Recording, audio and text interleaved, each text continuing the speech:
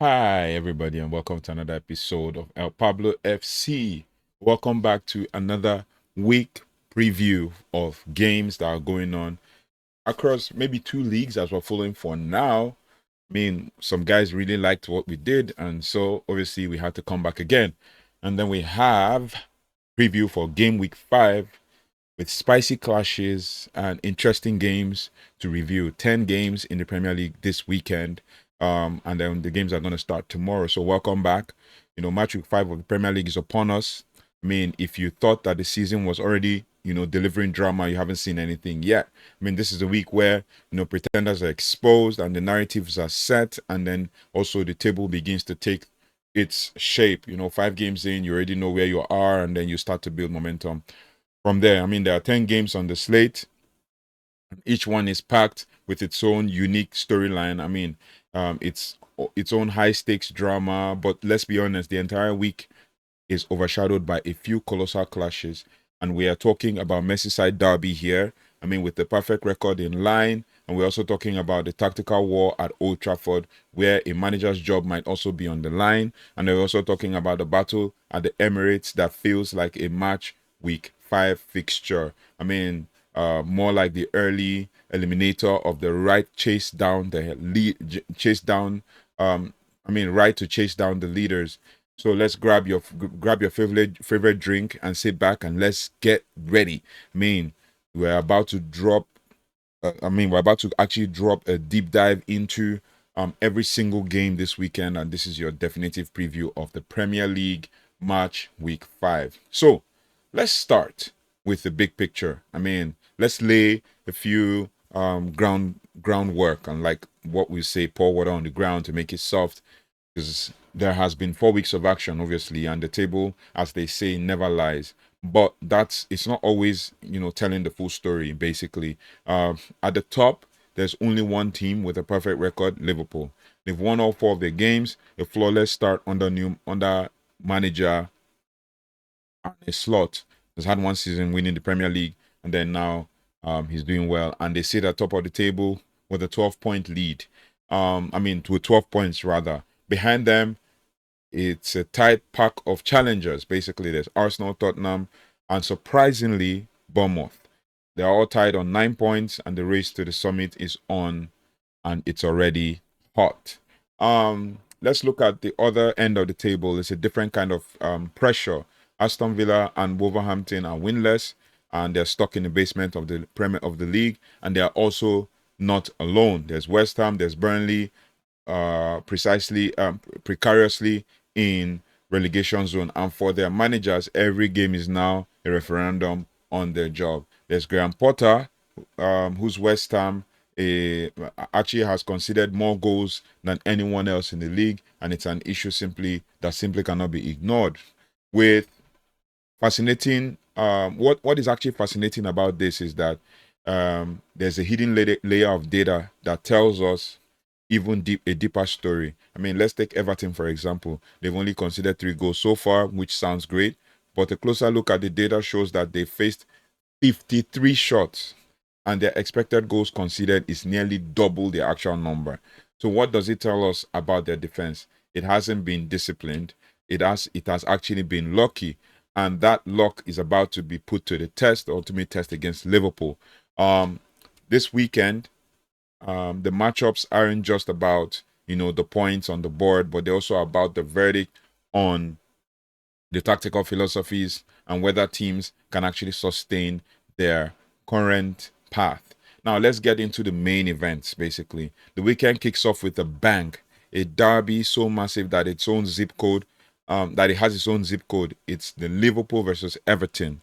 It's the Merseyside Derby. Now,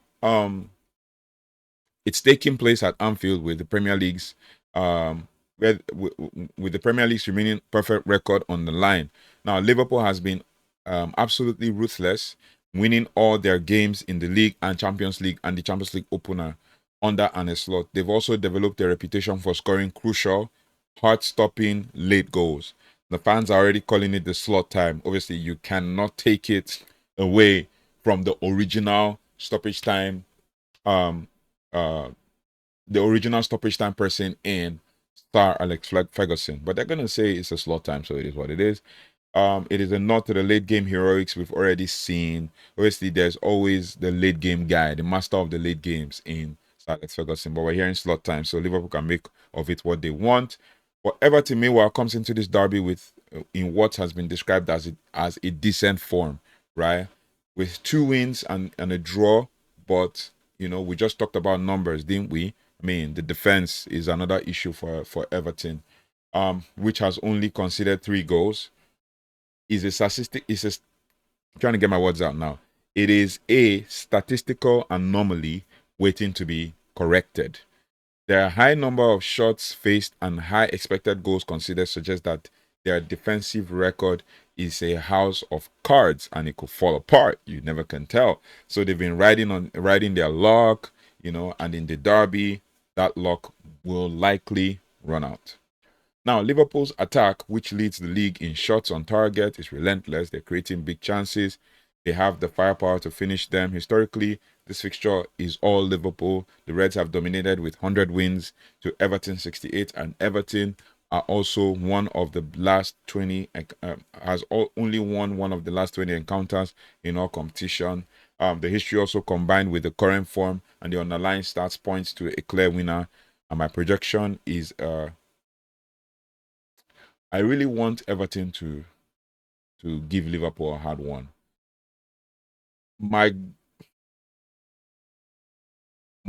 brain is saying 2-1 because Liverpool have been winning narrowly. My question is now, can they consistently sustain it?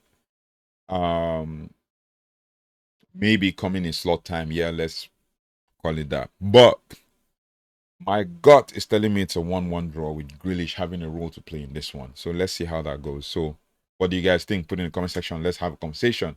Later that Saturday is another gigantic matchup as a struggling Manchester United hosts unbeaten in the league Chelsea. United's poor start has also been a nightmare for manager Ruben Amorim.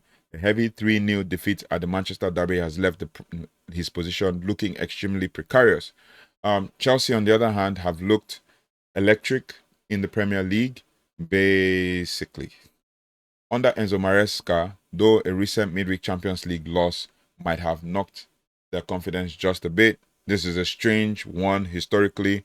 I mean, the head-to-head is pretty even, but Chelsea has not won at Old Trafford since 2013.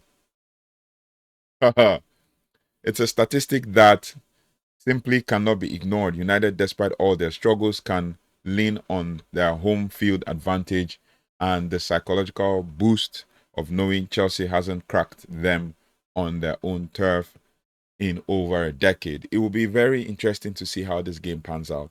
But let's keep going. The tactical battle is the real story here. Amorim's 3-4-2-1 formation, or 3-4-3 as the case may be, has shown serious vulnerabilities, especially in the midfield. It's a system that can easily be overrun, and it's an open invitation to teams like Chelsea to exploit. Chelsea's midfield trio of Caicedo, Fernandes, and Palmer is built to dominate possession and control the middle of the park, and it is a direct philosophical conflict. While United might get a boost from the return of Mason Mount and Matheus Cunha, their attacking prowess won't fix the fundamental problems in the engine room. But this match is a direct test of whether Amorim's system can hold up against a team perfectly designed to tear it apart. All signs point to a hard-fought draw. But my prediction is a very slim 1-0 win for Man United. I'm going out on a limb for this one. Yeah, I'm saying it with chest. Slim 1-0 win for Man United. It could be a draw. What do you guys think? Put it in the comment section. I know most Chelsea fans will say they want to win, but it is what it is. Let's keep going. For the main event on Sunday, it's the heavyweight title fight at the Emirates. Arsenal versus Manchester City. The game feels it feels like an easy early season fixture, but more like an early eliminator for the right to chase down Liverpool. Arsenal has been magnificent. Get my words out again. Magnificent, sitting second in the league with a defense that has conceded just 1 goal. Ha! City, on the other hand, has a slightly mixed start, 2 wins, 2 losses. Yeah. While the historical Premier League record favors Arsenal, the recent history has been all City. However, Arsenal did manage a convincing 5-1 victory in their last league meeting, so they know that they can do it. Now, the tactical battle will be a masterclass. It's Arsenal's defensive discipline and robust midfield against City's elite attacking firepower, led by the incomparable big boy Erling Haaland. Now, there's a massive factor hanging over this game, basically, that we all know. Injuries. Arsenal is absolutely gutted, right? Key creative and attacking players like Martin Odegaard and Bukayo Saka are out or heavily doubtful. This forces Mikel Arteta to get creative and put immense pressure on the players to step up. While City also has a number of absentees, but their system is less dependent on a single creative source. The individual brilliance of Haaland and Doku can consistently create opportunities no matter who is on the pitch. The match is a psychological test of Arsenal's depth or squad depth. The question is, can they maintain the fortress-like their fortress-like defense without their stars? The bookmakers are slightly favoring Arsenal, and I don't know where I stand on this, but the outcome is likely to be a tight, low-scoring affair. And I'm also projecting a draw for this one. I don't want Arsenal to edge it. I also don't want City to edge it, so they will share the spoils. It is what it is. And it has happened before, so it will happen again. Now, beyond the headlines, there are other fixtures. There are 7 fixtures with just as much at stake, right? Starting with the home side in crisis, West Ham, they host Crystal Palace. It looks like Crystal Palace are going to wipe them. West Ham have conceded a league high of 11 goals rather, and manager Graham Potter is under immense pressure. Palace also, in contrast, are on a 16-game unbeaten run across all competitions. This is a simple tactical story. Palace's counter-attacking style is perfectly designed to exploit West Ham's weak defense, which is made even more vulnerable by 3-match suspension of key midfielder Thomas Souček. And this is also a crisis point for West Ham, and I am projecting a clean victory for this one, 2-0, likely. Might be 2-1, you never can tell. West Ham can get a goal. Lucas Paqueta is there. Jared Bowen is there, so 2-0. Or maybe a draw, and then Crystal Palace continues their unbeaten. There's a lot of draws in this week. Anyway, next up is a crucial 6-pointer at the bottom of the table. Burnley host Nottingham Forest. Both teams are in a poor run of form. Burnley have lost 3 of their 4 since being promoted, while Forest is on a 3-match losing streak. Burnley have shown encouraging signs despite their tough schedule, but Forest has struggled to find their rhythm under new manager Ange Postecoglou, Big Ange. Now, with both teams desperate for points, this one feels like a 1-1 draw again. Nottingham Forest will edge this one. Big Ange will get his first win, and it'll be 1-0 against Burnley. But Burnley have a good defense and they fight hard, so we'll see. In the West London Derby, Fulham faces Brentford. That's a tough game. These are 2 evenly matched sides, basically. 2 evenly matched teams with almost perfect balanced historical record. Fulham has a dangerous habit of scoring late goals as well, while Brentford is in serious threat from set pieces. They are always good with those long throws. And this is a tight tactical battle with drama likely to go right down to the wire. A 1-1 1-1 draw. Another draw again. Let's go. Oh, it's looking like it's a draw. It's a draw fest in this one. Now, Brighton hosts Tottenham Spurs and this is a strange one. While Spurs sit 3rd, Brighton is down in 13th, just above Manchester United. 1 spot above Manchester United. But here's the thing: Brighton has had Spurs' number recently doing the league double over them last year. So it's a psychological hurdle for Spurs that they will need to clear.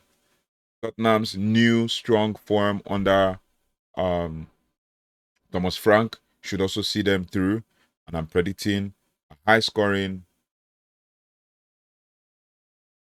Huh. What's my prediction? What do you guys think? Let me know in the comment section while I think about this for a bit. Well, yeah, Spurs will carry this one. 2-1. 2-1 to Spurs. Even though Brighton just came off a draw against, I think they beat Forest in the weekend or in the midweek in the cup. And they came off a draw against Chelsea. So 2-1. Maybe high scoring 2-2, but 2-1 or 3-1. You never can tell. Now, one of the season's surprise packages, Bournemouth, hosts Newcastle. Tough one. Bournemouth is flying high in fourth place, while Newcastle has had an inconsistent start. The Cherries won their last encounter convincingly, and their momentum, led by Antoine Semenyo, makes them the favorites. I am predicting.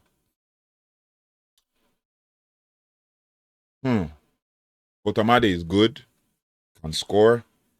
They lost to Barcelona 2-1 in the midweek. That's like yesterday. I'm predicting 2-1 Bournemouth win. Newcastle will lose 2 straight games. But they also have Evan Nielsen. They also have informed hot form Semenyo. Newcastle are still trying to figure out their playing style with Botamade. Next is promoted Sunderland, and they host a struggling Aston Villa. And this clash, this clash is a clash of fortunes. Sunderland has exceeded expectations with their strong start, while Villa remains winless and, even more critically, goalless in their 4 matches. Villa has possession without purpose, and Sunderland has defensive resilience. My prediction is a frustrating. I was gonna go for a 0-0 draw. My gut tells me Sunderland will nick this one and get a 1-0, maybe set piece goal. But let's see how this goes. And then finally, we have a high pressure fixture between 2 teams in desperate need of a win. Wolverhampton Wanderers with 0 points, and they host Leeds United, who have only scored 1 goal so far this season. Leeds have won 3 of their last 4 against Wolves, but Wolves' ability to keep games tight, especially at home, gives them a narrow edge. So I am predicting a low-scoring 1-0 win for Wolves, but it's a must-win game for Wolves, or Vitor Pereira will be sacked. And then there you have it. That's all the games we have for you. Matchweek 5 is set to be a spectacle. This is the weekend that will sort out the genuine challengers from the early season flash in the pans. We'll learn whether Liverpool's perfect start is the beginning of a title procession, or like more like title defense, or if the chasing pack has it or has what it takes to close the gap. We'll see which managers and which teams can withstand the immense pressure building for them at the bottom of the table.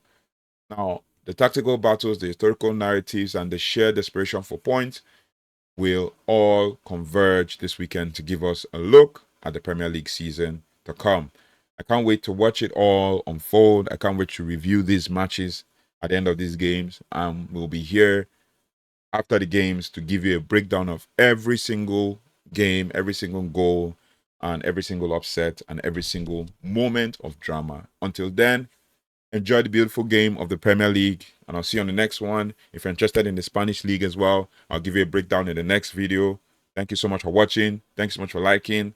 If you haven't already, please do like, share, subscribe, so you don't have to miss anything when it comes to deep dives and breakdowns of all things football. I'll see you on the next one. Take care, goodbye, and God bless.